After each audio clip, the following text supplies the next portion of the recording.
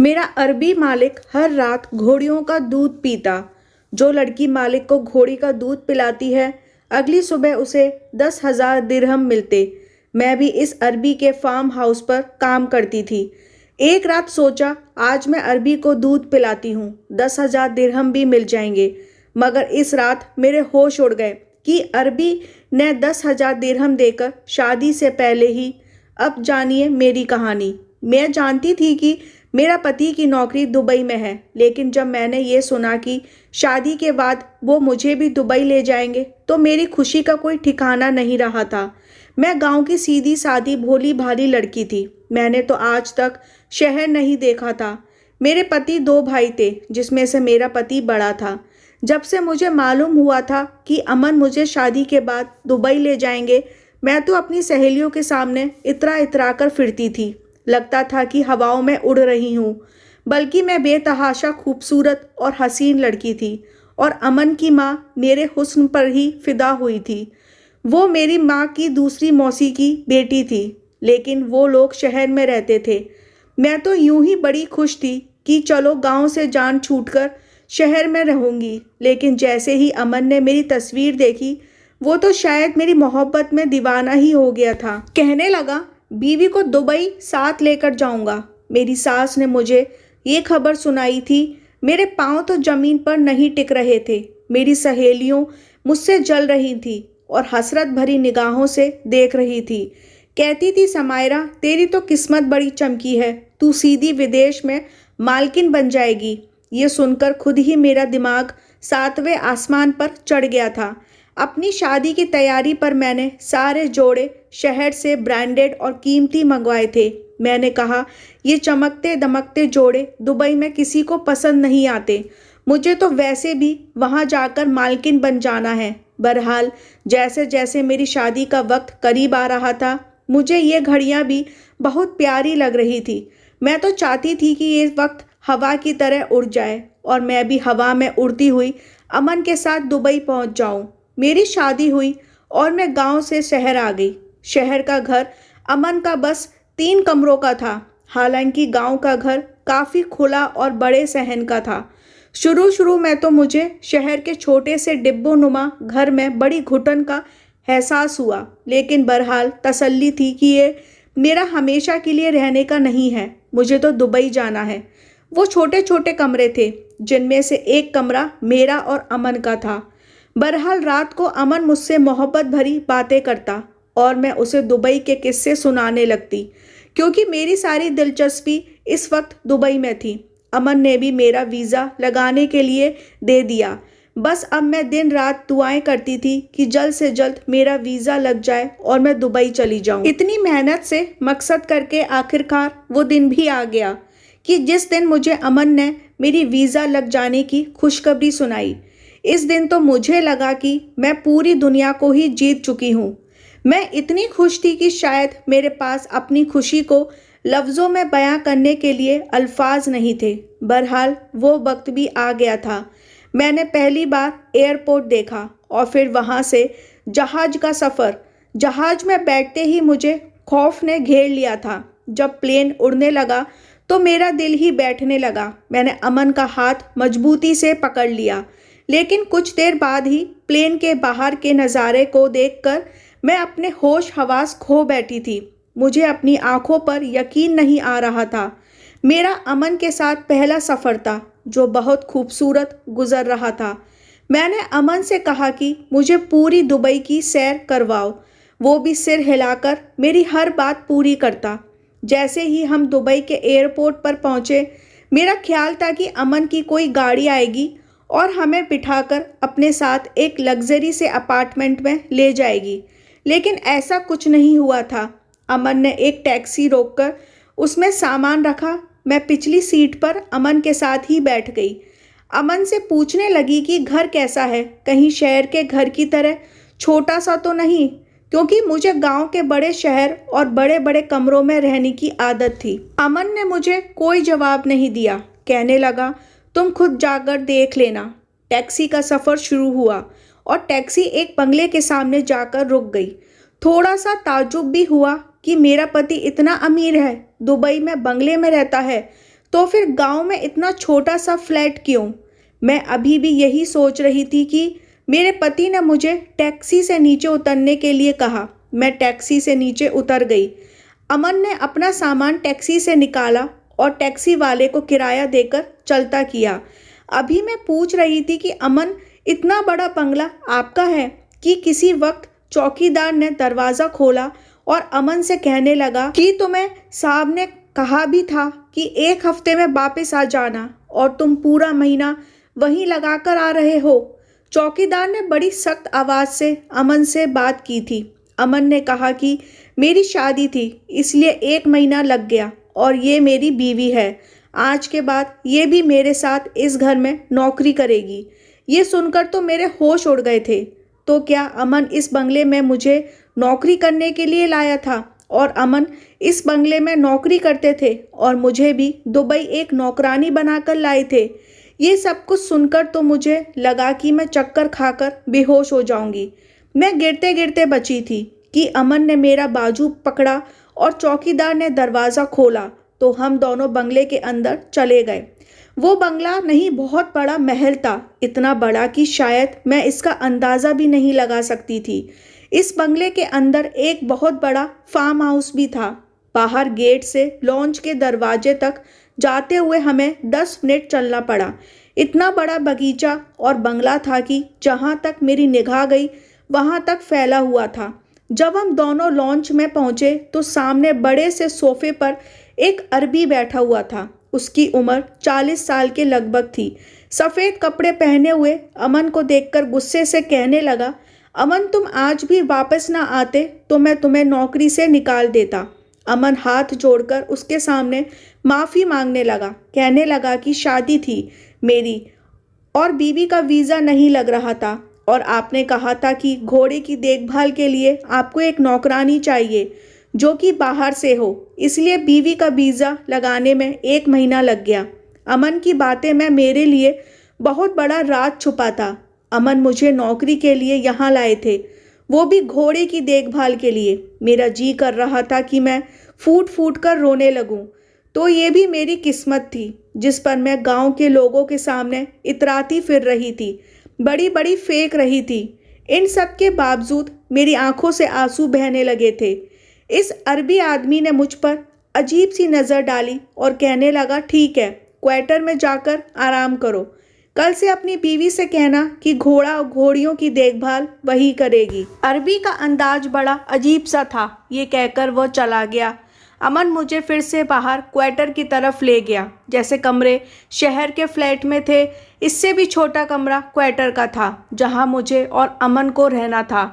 मैंने बड़ी हैरत से अमन को देखा, मगर वो तो जज्बात से अलग ही शख्स लग रहा था। मैंने कहा, इसलिए आप मेरा दुबई का वीज़ा लगवाना चाहते थे क्या? मैं कोई नौकरानी हूँ जो यहाँ पर काम करूँगी? पूरे गांव में मेरे बाबा के ठाठ ख़त्म नहीं होते और मैं यहाँ पर घोड़े का अस्तबल संभालूंगी। मेरी बात सुनकर अमन मुझे गौर से देखने लगे, कहने लगे, तुम किसी जमींदार की बेटी नहीं हो।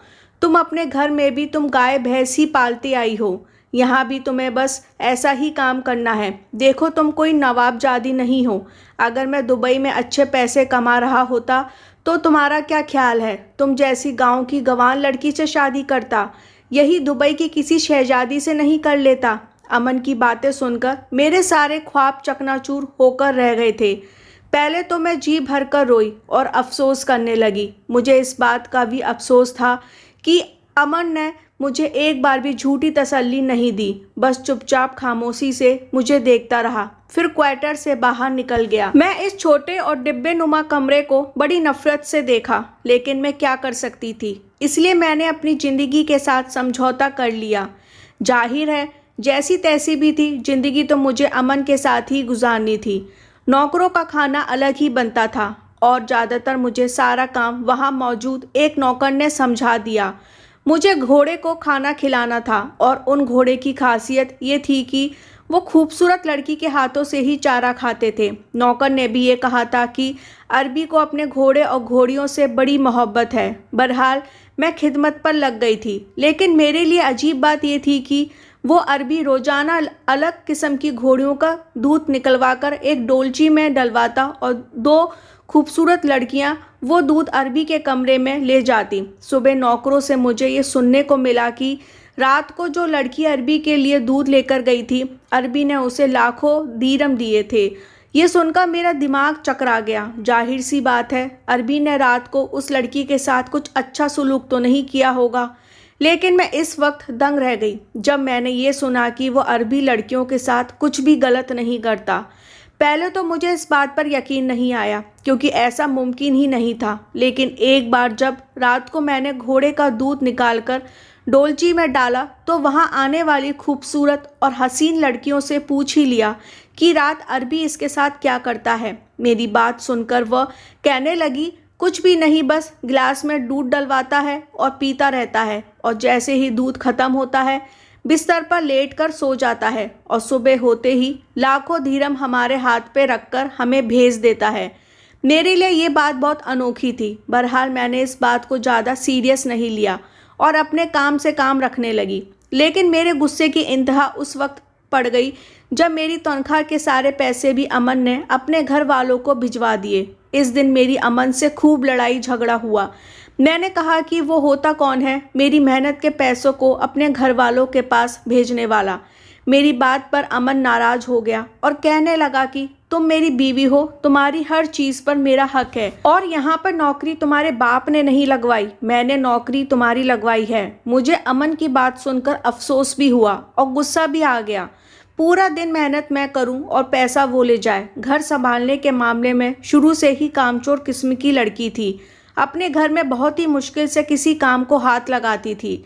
माँ कोसती रहती और मैं उनके कोसों को सुन लेती थी, लेकिन काम नहीं करती थी। उसके बावजूद मैं दुबई में घोड़ी की सेवा कर रही थी। मेरे हाथ में क्या आ रहा था? कुछ भी नहीं।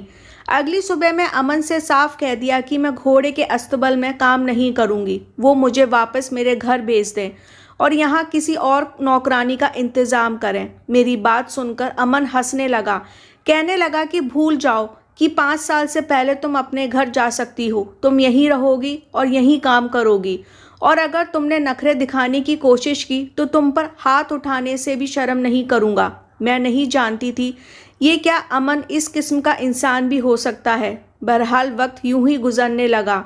एक बार घोड़ियों का दूध डोलची में डाल रही थी कि वो अजीब अरबी अस्तबल में आ गया। काफ़ी देर मुझे हैरानी से देखता रहा, फिर मेरे पास आकर खड़ा हो गया। कहने लगा, तुम अमन की बीवी हो? मैंने कहा, जी मालिक, मैं अमन की बीवी हूँ। कहने लगा, खूबसूरत हो। तुम्हें इस अमन में क्या नज़र आया है? मेरे रहते हुए मेरे चेहरे को पढ़ने की कोशिश करने लगा। फिर कहने लगा, अपनी तारीफ सुनकर औरत पिघल जाती है। मैंने कहा, बस मेरी किस्मत फूटी थी जो अमन से मेरी शादी हो गई। मेरे मुंह से सुनकर वो बहुत सीरियस हो गया। कहने लगा, क्या बात है, तुम अपने पति से खुश नहीं हो? मैंने कहा कि वो मुझे धोखे से यहाँ लाया है। मैं अपने गांव में बड़ी ठाठ की ज़िंदगी गुजारती आई हूँ। वो मेरी बात सुनकर जरा सा मुस्कुराया और फिर उसे क्या सूझी कि उसने अपना बटवा निकाला और मुझे 1000 दिरहम का नोट दिया। कहने लगा, और पैसे की ज़रूरत हो तो मुझे कहना। ये कहकर वो वहाँ से चला गया। मैं हैरत की तस्वीर बनी खड़ी थी। मैंने वो बात अमन से भी छुपा ली, लेकिन ऐसी मेहरबानियाँ वो दिन ब दिन करने लगा था। लेकिन अमन मुझे समझाता कि उस अरबी से ज़रा दूर रहना। मैंने कहा, क्यों? कहने लगा, यह आदमी अच्छा नहीं है, इसके सामने कभी मेरी बुराई मत करना। वो हम दोनों के बीच जो भी लड़ाई झगड़ा है वो अपनी जगह है, लेकिन कभी भी अपनी कमजोरी इस आदमी के सामने मत रखना। अमन काफ़ी सीरियस होकर ये बात कर रहा था, लेकिन मेरे दिल डर से झटका खाने लगा था कि मैं तो अमन की सारी बातें उसे बता चुकी थी और फिर मुझे मुफ्त पैसे खाने की आदत भी पड़ चुकी थी।